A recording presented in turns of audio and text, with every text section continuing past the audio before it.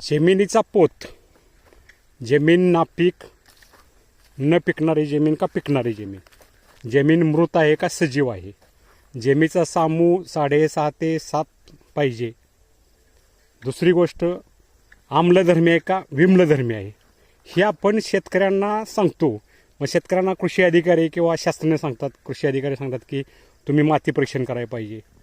पण आपल्या जमिनीत चालल्यानंतर जर त्या जमिनीत नांगरताना ढेकूळ जर निघाला नाही तर ती जमीन 6.5 ते 7.5 सामूच्या दरम्यान आहे. म्हणजे त्याच्यामध्ये सेंद्रिय कार्बन किती 6.5 ते 7.5% आहे. दुसरी गोष्ट अशी की नांगरताना जर ढेकळं निघाली, टायराखाली जर टायराच्या खाली फुटली नाहीत तर ती जमीन 8.5च्या पुढं त्याचा सामू गेलेला आहे. हे लक्षात ठेवायचं. हे माती परीक्षण आणि पाणी परीक्षण करायला लावतात शास्त्रज्ञ. पुन्हा मग तुमच्या जमिनी